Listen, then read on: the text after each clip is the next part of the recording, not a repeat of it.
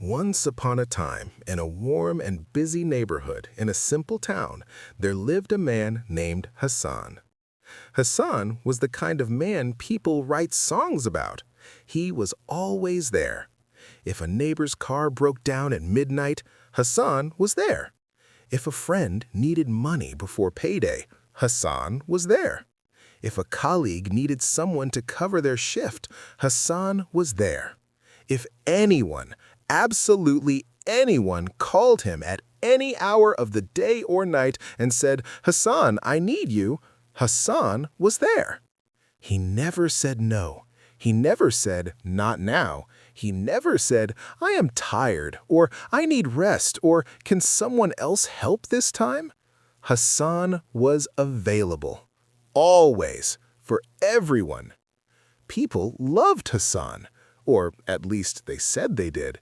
At every gathering, someone would say, "Hassan is the best man I know."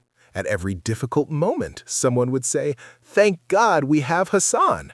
His phone never stopped ringing. His door was never closed. His calendar was always full of other people's problems, other people's needs, other people's emergencies. But here is what nobody saw. When Hassan came home every night, exhausted, empty, completely drained, his own house was quiet. Not peaceful quiet, lonely quiet. His own dreams, the painting he always wanted to start, the book he always wanted to read, the rest he desperately needed, they sat waiting for him, patiently, day after day, year after year, because Hassan never had time for Hassan. And the most painful part? Nobody ever called just to ask, "Hassan, how are you?" Not once. Then, one cold winter, Hassan fell very ill. Nothing serious, just a bad fever that kept him in bed for a week. For the first time in years, Hassan could not answer his phone, could not open his door, could not be available for anyone. He lay in his bed, alone, and waited. He waited for the knock on the door from the neighbor whose car he had fixed 20 times. He waited for the call from the friend whose rent he had paid when things were difficult. He waited for the colleague whose shifts he had covered without ever being asked twice. He waited, and waited, and waited. The phone that never stopped ringing went completely silent. The door that was always knocked on, nobody knocked. One day passed, then 2, then 3. On the 4th day, Hassan lay staring at the ceiling of his quiet, empty room and felt something shift deep inside his chest. Not anger, not sadness exactly, something quieter than both. A realization. He thought about all the times he had driven across town at midnight for people who could not drive 10 minutes to check on him now. He thought about all the money he had given freely, and how not one person had shown up with a simple bowl of soup. He thought about all the hours, days, years he had spent being available for a world that was completely unavailable for him. And then he asked himself a question he had never asked before. If I stopped being available tomorrow, how many of these people would still be in my life? The answer came quietly, and it broke his heart. And it also, slowly, set him free. When Hassan recovered, he made a quiet decision.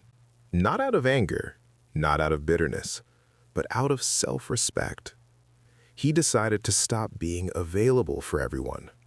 He started saying, "I cannot make it today," without explaining why. He started letting some calls go unanswered, without guilt. He started spending his evenings doing the things that filled him. Reading, painting, sitting in silence, simply resting. And something fascinating happened. The people who had called him every single day disappeared almost immediately. No goodbye, no checking in, no, "Hassan, is everything okay?" They simply moved on, found another person to drain. But a small handful of people Hassan had not even realized were paying attention, they showed up.